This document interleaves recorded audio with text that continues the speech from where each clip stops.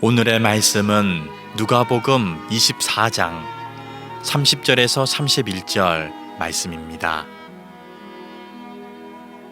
그들과 함께 음식 잡수실 때에 떡을 가지사 축사하시고 떼어 그들에게 주시니 그들의 눈이 밝아져 그인 줄 알아보더니 예수는 그들에게 보이지 아니하시는지라.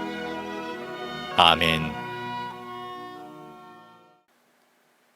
많은 분들이 가장 많이 하는 질문 중에 하나, 예수님을 보여달라는 거예요. 특히 오늘 부활절을 맞이해서 예수님 부활하셨습니다 이렇게 얘기하면 너무 많은 성도들이 예수님의 부활을 내 눈으로 볼 수 있으면 내가 믿지만 내가 보지 못하기 때문에 믿을 수가 없다, 이런 얘기를 하세요. 이 말을 뒤집어 말하면 내 눈으로 확인할 수 없으니까 부활은 없는 거야 라는 말하고 똑같은 거고요.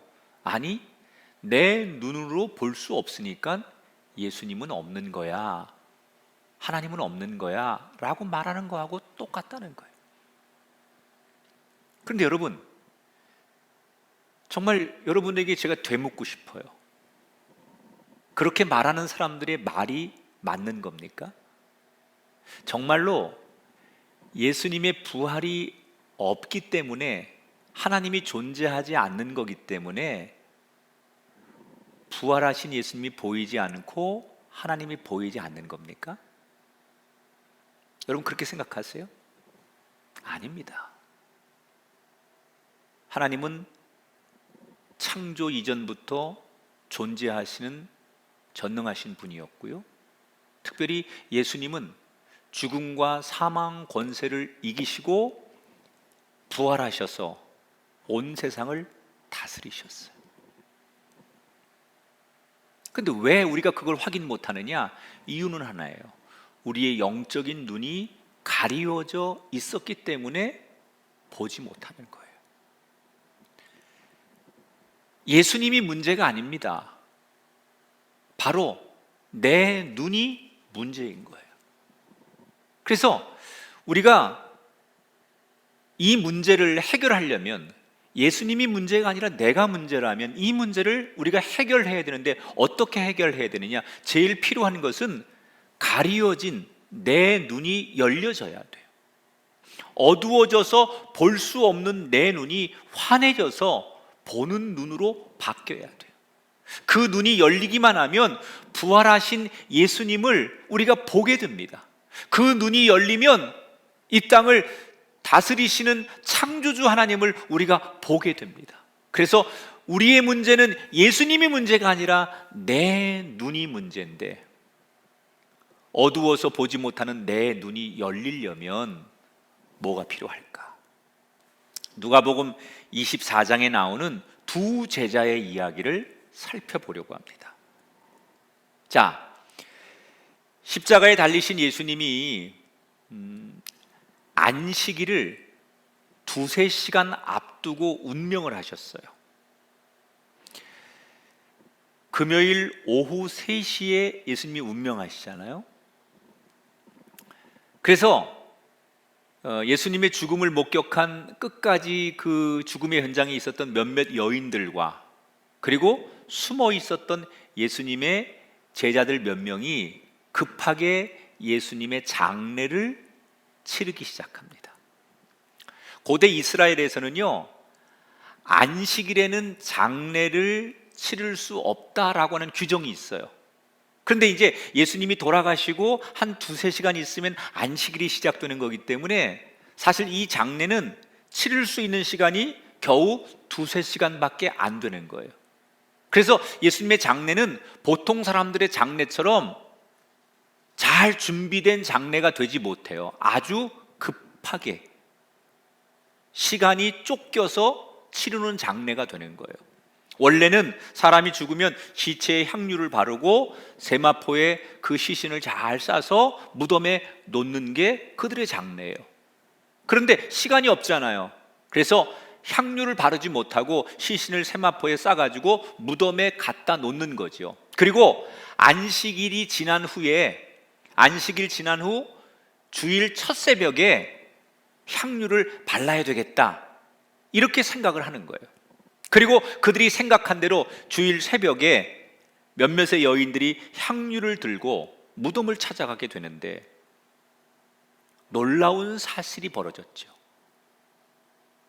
무덤을 막고 있는 돌이 옆으로 굴러져 있고 그 안에 있어야 될 예수님의 시신이 보이지 않습니다. 너무 놀란 이 여인들이 처음 가졌던 생각은 어떤 도둑이 예수님의 시신을 훔쳐갔나 보다라고 부정적인 생각에 휩싸이게 되죠. 그리고 어떻게 해야 될지 몰라 이들이 우왕좌왕하고 있을 때 바로 그때 두 천사가 나타나서 이 여인들에게 말을 합니다.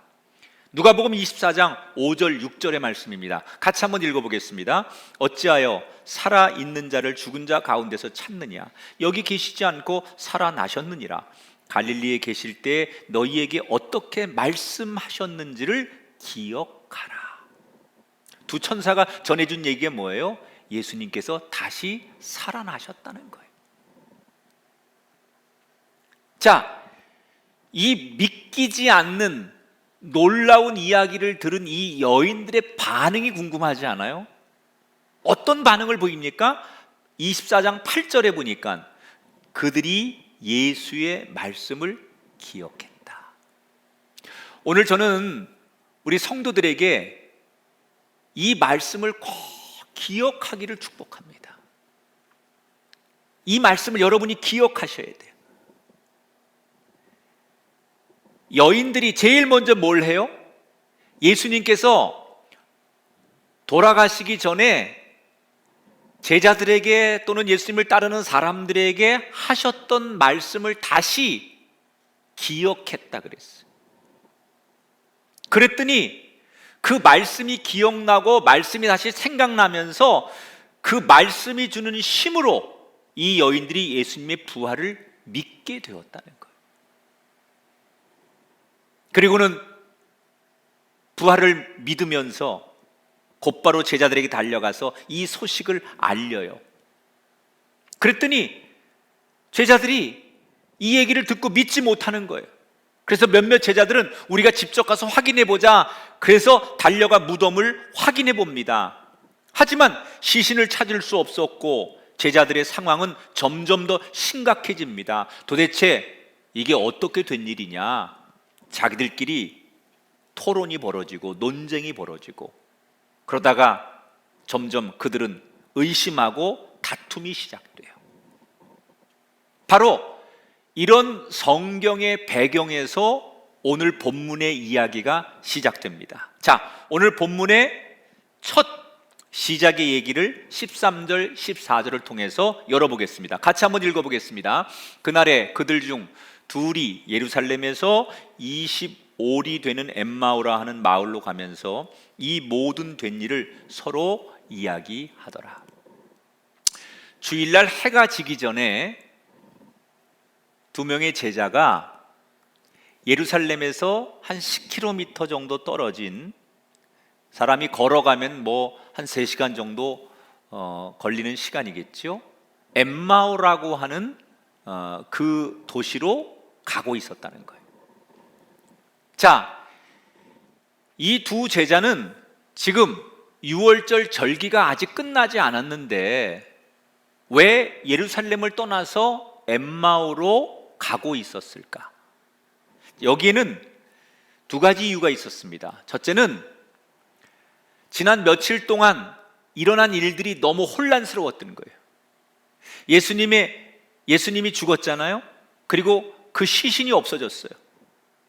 여인들은 와가지고 다소 황당한 이야기를 하는 거예요. 예수님께서 부활하셨대요. 그리고 몇몇 또 남자 제자들은 이 문제를 가지고 싸우는 거예요. 그 가운데서 이런 모든 되어지는 일들과 되어지는 이야기를 들으면서 이 두 제자는 너무나 혼란스러웠고 너무나 답답했어요. 그래서 거길 떠나게 되죠.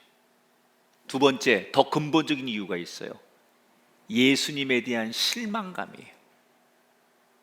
이 두 명의 제자들은 예수님을 그동안 어떻게 믿고 따랐느냐? 적어도 예수님은 이 이스라엘을 구원해 줄 구원자임에 틀림이 없다. 우리의 왕이 되실 수 있는 지도자다. 이렇게 예수님을 믿고 따랐어요.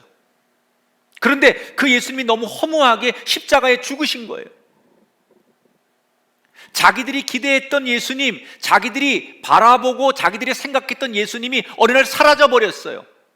여러분, 신앙은 내가 기대하는 것이 신앙이 아니라 하나님의 기대를 따라가는 게 신앙이에요. 그런데 많은 현대인들이 하나님의 구원도 자기들의 이해하는 범위 안에서 믿으려고 해요. 그건 진정한 신앙이 아니에요. 내가 이해되기 때문에 믿고 내가 받아들일 수 있기 때문에 믿는 것이 아니라 하나님에 의해서 믿어지는 게 구원인 거예요. 교회에서 시험이 들고 교회 생활이 오랜 시간이 지나도 냉소적으로 신앙생활을 하는 분들의 대부분의 이유가 바로 자기의 견해로 믿음을 가지려고 하는 사람들. 내 생각에 실망스러우면 다 실망스러운 거예요. 내 기준에서 벗어나면 안 받아들이는 거예요. 신앙은 하나님의 길을 가는 게 신앙인데 여전히 자기의 길을 가면서 신앙이라고 고집하는 사람이 있어요. 이런 사람들의 특징은 무슨 이야기를 들어도 그게 사실이고 진실이어도 안 받아들여요. 이 두 제자는 이미 자기들이 너무 실망했기 때문에 자기들의 생각을 가지고 자기들의 길을 가는 거예요. 예루살렘에서 엠마오로 자기들이 길을 가는 거예요. 여인들이 예수님 부활했다는 소식을 전해도 그게 사실인데도 안 받아들여요. 두 명의 제자가 베드로와 요한이 무덤에 가서 무덤이 비어 있다는 것을 확인하고 와서 이야기했는데도 받아들이지 않아요. 오늘 우리의 신앙이 내가 생각한 내 길을 가는 사람이 아니라 하나님이 주신 길을 가는 신앙이 되기를 축복합니다. 자, 이 두 명의 제자가 그렇게 실망과 혼란함을 가지고 엠마오로 가면서 자기들끼리 예루살렘에서 있었던 이 모든 사건에 대해서 자기들끼리 이런저런 이야기를 하는 거예요. 그런데 이런저런 막 풀리지 않는 수수께끼 같은 이야기를 하고 가는데 자기들도 모르는 사이에 길을 가는데 누군가 한 사람이 자연스럽게 자기들 이야기 속에 들어와서 같이 길을 걸으면서 대화에 끼어드는 거예요. 이분이 바로 부활하신 예수님이었어요. 여러분, 예수님이 오늘 누가복음에 부활하시자마자 제일 먼저 나타난 사람들이 이 엠마오의 두 제자들이거든요. 그런데 어떻게 나타나십니까? 하나님이 이 땅에 나타나실 때 굉장히 여러 가지 모습으로 나타나시는데 오늘 성경에서 하나님은 조용히 다가오시는 예수님. 그저 말없이 사람들의 그 이야기 속에 언제 왔는지도 모르게 조용히 다가오셔서 말을 거시는 예수님. 15절 16절에 보니까 예수께서 가까이 이르러 그들과 동행하시나 그들의 눈이 가리워져서 그인 줄 알아보지 못했다. 여러분, 한편으로 참 어처구니 없어요. 이 제자들이 그동안 얼마나 많이 예수님의 얼굴을 봤습니까? 예수님의 가르침, 설교, 예수님의 이야기를 얼마나 많이 들었겠습니까? 그러면 그가 예수님인 것을 목소리만 들어도 금방 알아차렸어야 되고요. 예수님의 모습을 보면서 예수님인지 단번에 알아봤어야 돼요. 그런데 놀랍게도 이 두 사람은 예수님을 알아보지 못해요.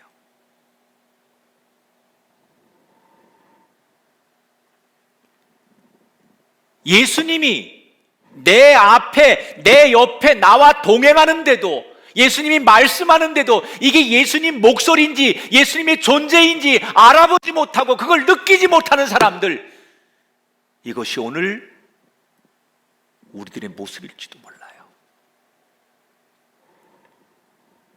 이미 자기의 신념, 자기의 생각이 너무 강하기 때문에 예수님을 예수님으로 인정하지 않는 사람들. 우리가 이미 배운 과학, 이성, 논리, 상식, 내 경험으로 이것이 전부라고 믿는 사람들은 예수님이 내 앞에서 정말 동행하시고 내 앞에 나타나셔도 예수님인지를 알아보지 못하고 예수님인지 느끼지 못하는 것. 이 두 제자는 예수님이 그냥 자기들처럼 유월절 절기를 지키기 위해 예루살렘에 왔다가 돌아가는 순례객이라고 생각하는 거예요. 심지어 예수님께서 말을 거시잖아요. 도대체 예루살렘에서 무슨 일이 있었길래 그렇게 흥분된 목소리로 무슨 얘기를 하시는 겁니까? 이렇게 물었을 때 예수님에게 오히려 이 두 제자가 핀잔을 주면서 당신 뭐 하는 사람인데 지난 며칠 동안 예루살렘에서 있었던 일을 당신만 모르고 있어, 이렇게 핀잔을 준다고요. 여러분, 그 예수님의 목소리와 예수님의 모습을 보고도 알아보지 못하는 두 제자들, 왜 예수님의 그 모습을 알아보지 못한 걸까요? 그 이유가 예수님께서 이들에게 하신 말씀 속에 답이 있어요. 자, 25절, 27절 다 같이 큰 소리를 읽어보겠습니다. 미련하고 선지자들이 말한 모든 것을 마음에 더디 믿는 자들이요 하시고, 이에 모세와 모든 선지자의 글로 시작하여 모든 성경에 쓴 바 자기에게 관한 것을 자세히 설명하시니라. 자, 뭐가 문제예요? 이들은 하나님의 말씀을 믿지 않았다는 거예요. 이미 하나님께서 예수님의 죽음을, 아니 그 죽음 이전에 예수님의 고난, 그리고 죽음 이후의 부활을 말씀하셨어요. 예수님도 그런 말씀을 하셨어요. 그런데 예수님이 그런 말씀을 수없이 제자들에게 하셨는데 그 말씀을 말씀으로 믿고 기억하지 않는 거예요. 하나님의 능력이 담긴 성경의 말씀을 알기는 했지만, 그걸 글로 읽어서 알기는 했지만, 귀로 들어서 알고는 있었지만 그 말씀을 믿지 않았다는 거예요. 그러니까 예수님이 내 앞에 나타나도 예수님을 알아보지 못한 눈뜬 맹인이 될 수밖에 없었다는 거예요. 그런데 오늘 성경에 처음 등장한 여인들은 어때요? 여러분, 오늘 누가복음에 보면요, 이 여인들이 예수님을 만났다는 얘기가 없습니다. 예수님을 만났기 때문에 예수님 부활했다라고 소리치는 게 아닙니다.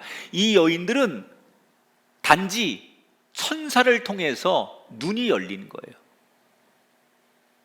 그리고 부활하신 예수님을 믿게 되는 거예요. 그럼 부활하신 예수님을 만나지 않았는데 이 여인들이 어떻게 예수님 부활하신 것을 믿게 되느냐? 천사들이 뭐라고 말해요? 예수님이 너희들에게 하셨던 말씀을 다시 기억해봐라. 너희들에게 예수님께서 하셨던 말씀을 기억하고 그 말씀을 믿어라. 그래서 그 천사들이 가르쳐 준 대로 예수님께서 십자가 지시기 전에 자기들에게 하셨던 말씀을 하나하나 기억하고 그 말씀을 떠올리면서 그 말씀을 믿기 시작했을 때 그 말씀의 힘이 부활하신 예수님을 믿게 만든 거예요. 오늘 우리의 영적인 눈이 열리는 첫 번째 단계가 바로 이거예요. 하나님께서 내게 주신 말씀, 예수님의 말씀, 그 말씀을 기억하고 믿는 거예요. 예수님께서 자기 자신을 알아보지 못하는 이 제자들에게 제일 먼저 뭘 하십니까? 말씀을 알게 하시잖아요. 오늘 성경에 보면 말씀을 풀어줘요. 우선 예수님이 이 두 제자에게 다른 거 안 해요. 구약의 성경을 풀어주세요. 창세기 3장에 보면 이미 창세기 3장에 이 땅을 구원할 구원자가 여자의 후손으로 나게 하시겠다라고 예언을 하셨어요. 이사야 61장에 보면 가난한 자에게 복음을 전하시는 예수님에 대해서 이미 예언을 했어요. 이사야 53장과 시편 22편에 보면 예수님의 고난이 예언되어 있고요, 시편 16편과 49편에 보면 부활하시는 예수님이 예언되어 있어요. 이게 구약의 이미 예언되어 있는 내용들이에요. 그리고 예수님이 당신이 스스로 하셨던 말씀을 다시 이 제자들이 기억하게 하세요. 그랬더니 다른 거 안 하고 말씀을 다시 들려주고 그 말씀을 기억하게 했더니 이 제자들이 어떤 변화가 나타나느냐. 32절 말씀 봅니다. 같이 읽습니다. 그들이 서로 말하길 길에서 우리에게 말씀하시고 우리에게 성경을 풀어주실 때 우리 속에서 마음이 뜨겁지 아니하더냐. 마음이 뜨거워졌다는 거예요. 사랑하는 성도 여러분, 지금 혹시 예배 드리고 있는 여러분의 삶에 갈등, 두려움, 혼란 속에 계신 분이 계십니까? 내 상황이 너무 답답해서 도대체 이거를 어떻게 풀어야 될지, 왜 이런 일이 생겼는지 누군가와 경론을 벌이고 이게 이야기를 하시는 분이 있습니까? 아무리 사람들이 지혜를 짜내고 얘기를 해봐도 이 답답한 현실이 조금도 개선되지 않고 여전히 어제나 오늘이나 이 문제가 계속되는 분이 계십니까? 자, 여러분 왜 여러분의 인생이 혼란스럽고 두렵고 답답한 줄 아십니까? 그 이유는 여러분의 영안의 눈이 열리지 않아서 그래요. 영안의 눈이 열리지 않으니까 세상을 이기신 예수님을 보지 못하기 때문에 내 삶이 답답하고 두려운 거예요. 저와 여러분의 인생이 영안의 눈이 열리기만 하면, 세상을 이기신 예수 그리스도를 우리가 보기만 하면 분명히 지금의 혼란, 이 두려움, 이 염려, 이 갈등, 이 문제는 물러갈 줄 믿습니다. 그래서 우리에게 제일 먼저 필요한 게 뭐냐? 하나님께서 주신 말씀, 예수님께서 주신 그 말씀을 다시 기억하는 거예요. 기억된 그 말씀을 믿는 거예요. 왜 우리 그리스도인에게는 말씀이 먼저냐? 말씀은 생명력이 있어요. 말씀은 그냥 글자가 아니에요. 말씀은 창조의 생명력이 있어요. 말씀은 하나님이 살아서 역사하시는 거예요. 그래서 그 말씀이 들어가는 곳에는 어둠이 물러가고, 그 말씀이 들어가는 곳에는 가난이 떠나고, 그 말씀이 들어가는 곳에는 병마가 떠나고, 말씀이 들어가는 곳은 저주의 인생이 회복되는 거예요. 말씀이 들어가면 시선이 바뀌고, 말씀이 들어가는 곳에는 삶의 태도가 바뀌어요. 그래서 시편 기자 뭐라고 얘기합니까? 119편에 주의 말씀은 내 발의 등이요 내 길의 빛이니이다. 사랑하는 성도 여러분, 정말 여러분의 인생이 예수님을 만나길 원하십니까? 영안이 열리기를 원하십니까? 그렇다면 먼저 하나님 말씀으로 다가가셔서 하나님 말씀이 여러분에게 들려질 때마다 아멘, 아멘 하시면서 그 말씀을 여러분의 것으로 받으시기를 주의 이름으로 축원합니다. 물론 우리가 말씀을 받는다고 해서 한 번에 우리의 영안의 눈이 열리지 않아요. 마치 어린 아이들이 태어나면 처음 그 눈이 부셔서 간신히 눈을 뜨고 엄마와 아빠와 처음 눈을 마주치지만, 그러나 시간이 지나면서 그 아이들이 눈망울이 아주 동글동글해지면서 엄마 아빠를 넘어서 이 자연, 세상 모든 것을 볼 수 있는 때가 오는 것처럼, 우리가 말씀을 받아들이고 말씀을 붙들면 처음에는 조금씩 보이지만 나중에는 선명하게, 내 마음이 뜨거워져서 선명하게 모든 것이 보여져서 바로 이런 것이구나라고 알게 될 거예요. 오늘 이 부활절을 맞이해서 엠마오의 두 제자에게 말씀으로 그들의 눈을 뜨게 하셨던 예수님처럼 저와 여러분, 우리 삶의 수많은 사람들에게 말씀의 빛이 임하셔서 우리의 영적인 눈을 가렸던 어둠이 깨지는 역사가 우리 가운데 일어나게 되기를 주님의 이름으로 축원합니다. 지금 예수님은 두 제자와 함께 걸으며 말씀을 쭉 풀어주고 계세요. 이때 제자들의 마음이 뜨거워졌다. 여러분, 우리 인생이 어떤 이유에선 간에 침체될 때가 있어요. 의욕도 없어지고 용기도 안 나고 살고 싶지 않고, 이럴 때 이 침체, 이 어떤 어려움에서 우리를 일어나게 하는 힘은 뭐냐? 말씀으로 나가는 거예요. 침체를 벗어나는 가장 좋은 방법은 말씀을 듣는 거예요. 말씀이 들리면요, 내 마음이 뜨거워집니다. 우리 가정이 뜨거워집니다. 부정적이던 생각이 변합니다. 그래서 우리 민족이 다시 일어나려면 말씀 앞으로 오는 거예요. 말씀을 듣다 보니 그렇게 냉소적이고 부정적이던 이 제자들이 마음이 뜨거워지면서 어느 순간 엠마오에 도착을 했어요. 그리고 가려고 하는 예수님을 이 두 제자가 붙들고 같이 묵자고, 여기서 주무시고 저녁 먹자고, 그래서 숙소에 들어가서 저녁 식사를 하게 돼요. 그런데 그때 예수님이 독특한 행동을 하시죠. 30절 보니까 그들과 함께 음식 잡수실 때 떡을 가지사 축사하시고 떼어 그들에게 주셨다. 저녁 식탁에 나온 빵을 예수님께서 탁 들더니 그 두 명의 제자에게 뭐라고 말해요? 이것은 성경에서 말한 대로 너희를 위해 주는 내 몸이다. 그러면서 빵을 떼어서 두 사람에게 주었어요. 이때 두 제자들이 너무 깜짝 놀라면서 이상함을 느끼는 거예요. 아니, 성경에 예언한 대로 또 이것은 내 몸이다 라고 말하면서 우리들에게 이 빵을 건네주는 이분은 도대체 누구인가?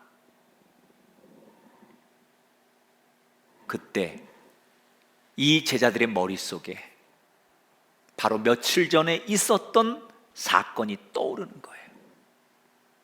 예수님께서 잡히시던 그날 밤 제자들을 모아놓고 마지막 식사를 하시면서 그 식사의 자리에서 있었던 그 일이 이 제자들에게 떠오르는 거예요.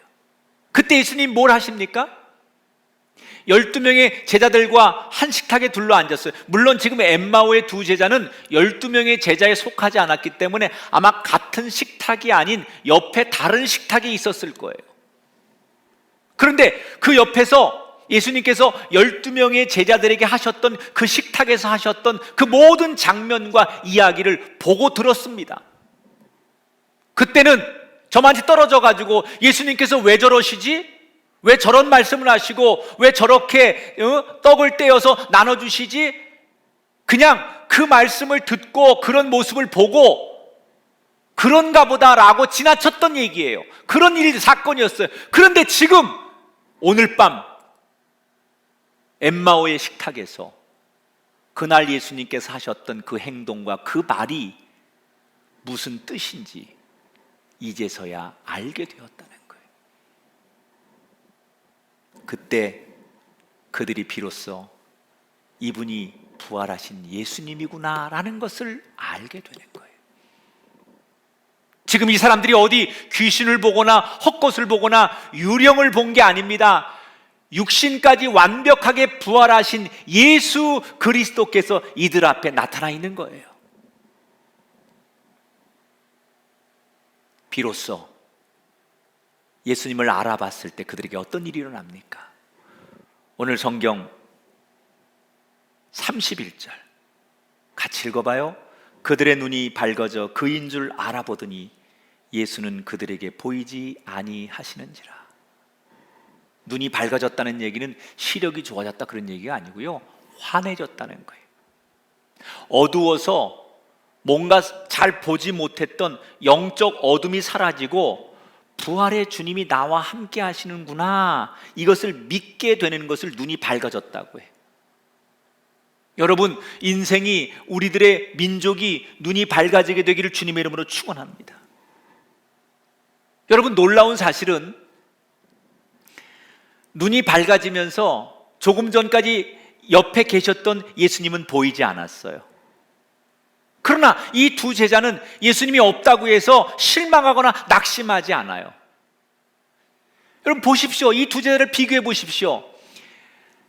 영의 눈이 닫혀 있을 때까지만 해도 예수님이 옆에서 동행하고 말을 걸고 옆에서 예수님 목소리를 들려줘도 그때도 그들의 마음은 혼란하고 답답하고 괴롭고 낙심되고 절망했어요. 그런데 이제는 눈이 열려지니까 예수님이 내 옆에 없어도 부활의 주님을 바라보니까 두려울 게 없어요.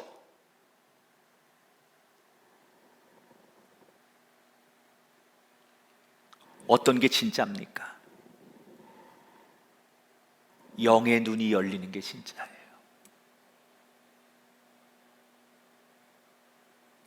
저는 이 장면에서 참 재미있는 게 우리에게 주는 교훈의 말씀이라고 생각해요. 식탁의 주인은 두 제자예요. 그리고 예수님은 손님으로 초대된 거예요. 우리와 함께 저녁 식사하시지요. 그리고 두 제자가 예수님을 초대한 거 아닙니까? 그런데 손님이었던 예수님이 어느 순간에 빵을 떼어서 성경이 말한 대로 이것은 내 몸이니 그러면서 그들에게 나누어 줬어요. 이것은 손님인 예수님이 주인으로 바뀌는 거예요. 여러분, 우리 인생이 여전히 예수님을 손님으로 맞아들이는 인생으로는 안 됩니다. 우리의 가정에, 내 삶의 자리에, 여러분의 일터에, 여러분의 생업에, 여러분의 인생의 생명 가운데 주님이 우리의 손님이 아니라 주인이 되셔야 돼요. 주님이 주인 되셔서 나를 다스리고 우리 가정을 다스리고 내 생업을 다스릴 때 비로소 부활의 주님과 우리 인생이 동행하는 거예요. 언제까지 예수님을 내 삶의 주인, 손님으로 맞아들이실 거예요. 예수님이 주인 되시도록, 예수님이 주도하고 예수님이 주관하고 예수님이 이끌어가는 인생이 될 때 우리는 그 안에 그분의 다스림 속에 진정한 평안, 진정한 기쁨을 누리게 될 줄 믿습니다. 영안의 눈이 열려 부활의 주님을 바라보니 두려울 게 없었던 이 제자들은 곧바로 예루살렘으로 달려갑니다. 그리고 숨어있는 제자들에게 부활의 주님을 담대하게 전하는 것으로 오늘의 이야기가 끝이 나요. 여러분, 이 제자들의 영적인 눈이 언제 열렸습니까? 그들이 무심코 지나갔었던 그 사건이 성경의 말씀의 렌즈를 통해서 다시 조명되었을 때, 그때는 그게 무슨 의미인지 몰랐어요. 그때는 예수님께서 마지막 식사 자리에서 왜 그런 행동과 말씀하시는지 몰랐어요. 그런데 예수님께서 말씀이라는 것을 통해서 다시 그때의 사건을 렌즈처럼 조명하게 해주시니까 비로소 영적인 눈이 열렸다는 거예요. 우리의 인생도 그렇습니다. 하나님은 절대로 우리에게 이유 없이 우리 삶에 사건을 주시지 않아요. 크든 작든 우리가 만나는 모든 사건 속에는 하나님이 우리에게 끊임없이 말씀하고 계시는 거예요. 하나님은 끊임없이 우리가 일어나는 사건 속에 말하고 계신 거예요. 근데 우리가 그걸 알지 못하는 거예요. 하나님은 계속해서 우리에게 말씀하시는데 그걸 우리가 듣지 못하는 거예요. 그걸 깨닫지 못하는 거예요. 왜? 우리의 영적인 눈이 닫혀 있기 때문에 주시는 말씀, 우리에게 말을 거시는 이야기를 보고 듣지 못하고 느끼지 못하는 거예요. 우리의 눈이, 영적인 눈이 열려야 돼요. 정말로 여러분의 인생의 눈이 열리길 원하십니까? 그렇다면 여러분들이 해야 될 게 있습니다. 그것은 바로 무심코 지나갔던 모든 시간들을 은혜로 다시 되돌아보시라는 거예요. 말씀의 렌즈를 가지고 그때 일을, 그때 사건을 다시 말씀의 렌즈로 보시라는 거예요. 여러분, 그냥 여러분이 판단하지 말고 말씀의 렌즈로 보세요. 왜 이런 일이 나에게 일어나는지, 왜 우리 가정, 내 자녀나 내 삶의 자리 이런 고난과 고통과 이런 일이 일어나는지 여러분의 머리로 판단하지 마시고 말씀의 렌즈로 들여다보세요. 그러면 하나님이 내게 말을 걸어오시는 음성이 들릴 거예요. 그리고 영안의 눈이 열릴 거예요. 나와 동행하시는 그 주님을 만나게 될 거예요. 아, 그때는 이걸 내가 몰랐었구나. 아, 그때는 이런 거였는데 내가 깨닫지 못했구나. 아, 하나님이 그때 나한테 이런 걸 원하셨는데, 아, 이게 은혜였는데 내가 미련하고 어리석어서 몰랐구나. 그래서 지나고 보니 그게 다 주님의 은혜였고, 지나고 보니 다 그게 주님의 은총이었으니 감사합니다. 이렇게 고백할 때 저와 여러분의 눈이 열려지게 될 것이고, 비로소 주님을 만났다라는 고백이 우리 입술을 통해 선포될 줄 믿습니다. 사랑하는 여러분, 예수님이 부활하셨습니다. 그런데 여전히 우리는 우리의 눈이 가리워져서 그 주님을 보지 못하고 있어요. 주여, 우리의 눈을 열어 주옵소서. 우리의 눈이 열리려면 우리에게 두 가지가 필요해요. 말씀을 기억하세요. 그리고 그 말씀을 신뢰하세요. 그리고 그 말씀의 렌즈로 내가 무심코 지나갔던, 그냥 세상에 똑같이 일어났던 일이라고 치부하고 넘어갔던 그 모든 사건 하나하나를 돌아보며 다시 말씀의 렌즈로 비추어 보십시오. 그냥 생긴 사건이 아니고, 그냥 있었던 이야기가 아니고, 나에게 끊임없이 다가오셔서 말씀하셨던 주님의 음성을 다시 듣게 될 거예요. 그래서 내 영안의 눈이 열려서 나와 함께 하시는 부활의 주님을 내가 만나고 노래하고 고백하는 우리 모두가 될 줄 믿습니다. 이 복된 날, 주여 내 눈을 열어주소서. 이 땅의 모든 영혼들의 눈이 열리게 하옵소서. 그것이 부활이 주는 최고의 선물인 줄 믿습니다. 이 복음을 듣는 모든 이들에게 눈이 열려지는 축복의 선물이 여러분의 인생 속에 이 땅 가운데 가득하게 되기를 주님의 이름으로 축원합니다.